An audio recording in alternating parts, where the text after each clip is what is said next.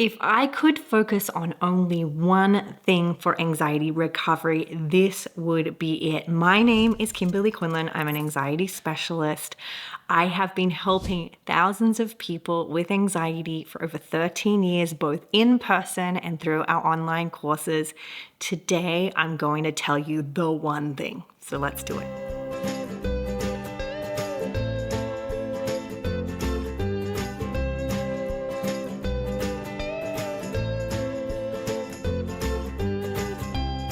Welcome back, everybody. Okay, let's get right to it. So as you guys know, there is so much information about anxiety on the internet. There are books, there are blogs, there are podcasts. It is sort of a flooded market in that everybody's saying all the different things to use. This thing helps, that thing helps.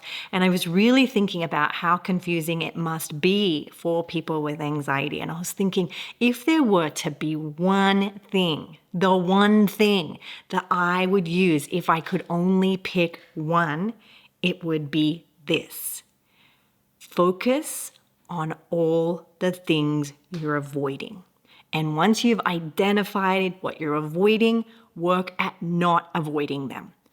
I am going to tell you of all of the things that you can be doing. This is the one thing that will get you the most bang for your buck across all the anxiety disorders, even spreading into eating disorders and depression and other mental health struggles. Focus on the thing you're avoiding, and that is the key to your recovery. If you could only focus on one thing, if you're spread for time, you haven't got a lot of time and you're at capacity and it feels so overwhelming and you just needed one thing, it would be identify the things you're avoiding and work at getting back to facing those things. Now, what I do with my patients is we sit down. We do a thorough assessment of what is happening in your day-to-day. And we do this in all of our online courses.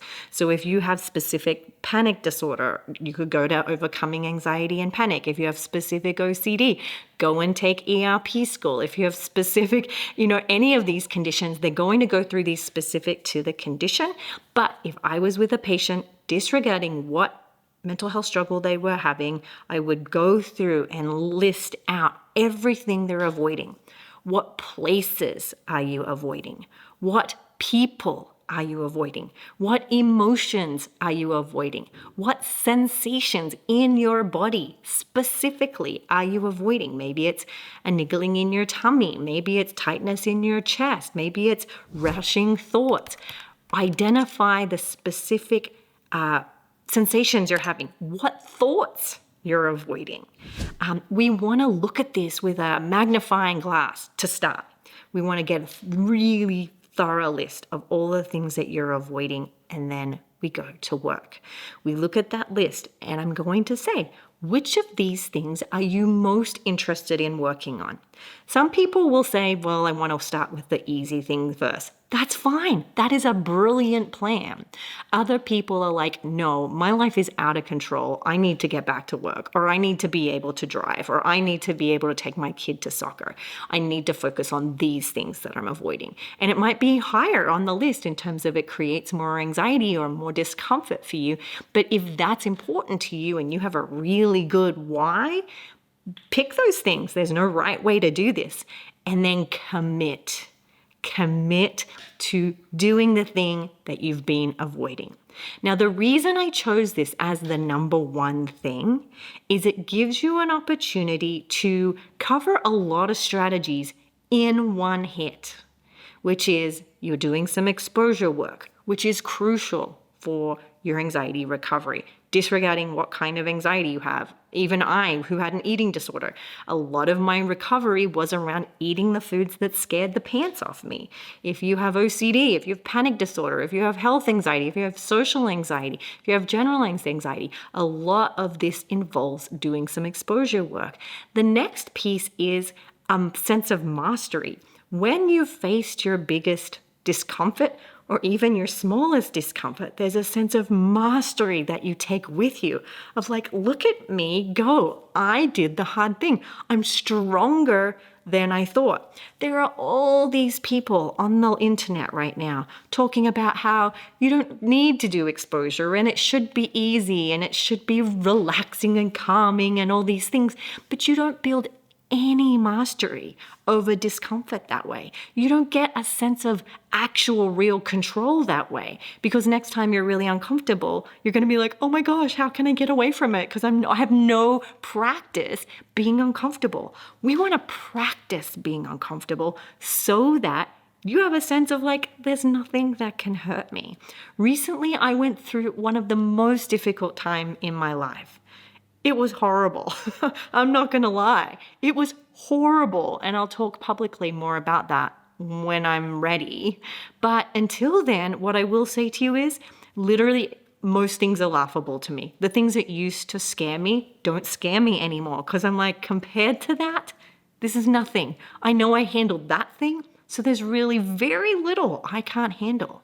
There's very little that scares the pants off me anymore, because I've had my pants scared off me already and I navigated it. I came out the other side and I was forced to use skills like compassion, like emotional regulation, like mindfulness, like asking for help, getting support.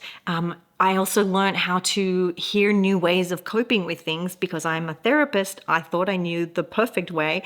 And sometimes you need other people's advice as well. So facing fears, facing the things you have avoided will change the way you see yourself. It will change your identity by facing just the thing you avoid. Again, we're here to keep it so simple. Just identify the things you're avoiding and work at checking off all of those things as best as you can. Now, here's the thing to remember. Number one, there is no perfect timeline for this. Some people can bang this list out in 20 minutes and go to work and get everything on their list checked off by the end of the week. Some people, it might take months, and there's no right way to do it. It just depends on your particular set of things. Now, that's why this is also so helpful, is it helps you to do an actual inventory on how much your anxiety is taking over your life. I've had patients before say, it's not that bad. It's not that bad. I'm only here because my spouse or my parents are making me come to therapy. And then we sit down and we actually write out all the thing they're avoiding. They're like, whoa, I had no idea. This is really getting in the way of me living my life. Even though I'm coping fine and I'm functioning fine, this is kind of stopping me from doing some really fun things, or learning some things, or mastering certain tasks, or making certain friendship groups. So it can be really helpful for us to really get a better understanding and the reality of how much anxiety is affecting us. I know maybe you don't want to really get to that reality, but I promise you, again, recovery comes from just doing the thing you're avoiding. It truly does. So much can come from this. Now, of course, a lot of you have probably thought that the one thing I would say would be self-compassion, not facing the things you're avoiding. Yes, I kind of went through that before I created this video and this podcast, sort of thinking like, well, that is the one thing that's most important. But this is an opportunity to practice being kind. As you face your fears, as you face the things that you're avoiding, it's an opportunity to say, let's do this kind. Here's what I say to my patients all the time. We're going to face all the thing you're avoiding. That's for sure. We've committed to it. We know the benefits. It's a path, it's a journey. We've already got it set and we know the outcome. It's going to be amazing. You could do it beating yourself up. That's fine with me. Or you could do it kindly. It's a decision you have to make. I'm not here to tell you what's right for you, but I'd love for you to explore that we've already committed to facing this list of avoidances. How do you want to do it? Do you want to do it mean, or do you want to do it kind? It's a choice. And often people sort of hesitate. Yeah, I get it. Being kind feels uncomfortable, but I guess it's probably better. If we're going to do it anyway, we might as well do it kind. So just think about that. We can do the list of avoidances in whatever order, in whatever timeline that's right for you, and really just have a little conversation. Do you want to do it mean or do you want to do it kind?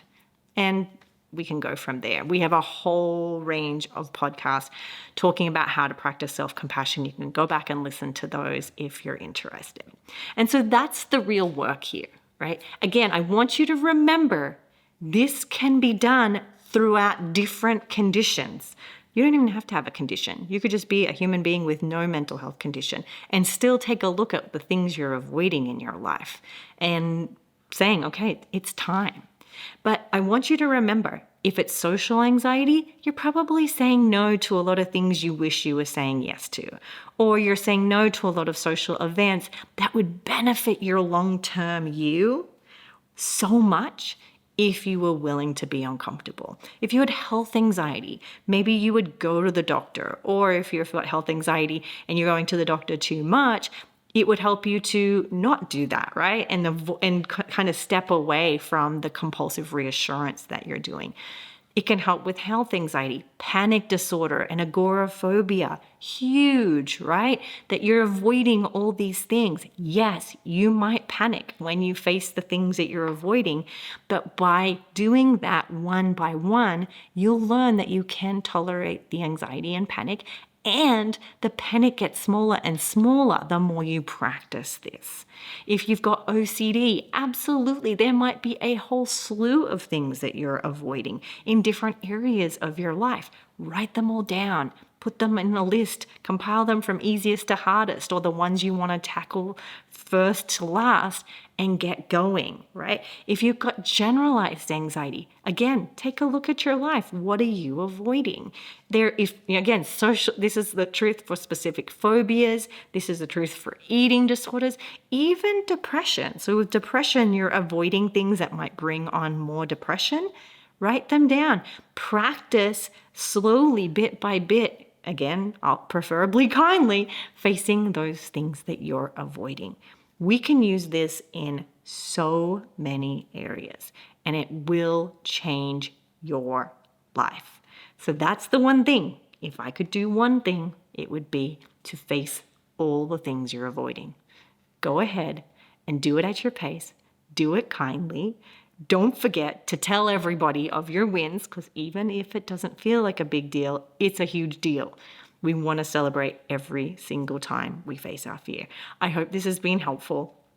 Please do leave us a review. Please do let us know what's helpful about it or what's not helpful, so that we can continue to provide really awesome resources for you through cbtschool.com. All right, have a great day. If you're interested in any of our online courses, go to cbtschool.com. We have a whole range of courses to help you if you don't have access to one-on-one therapy. Have a great day, everybody.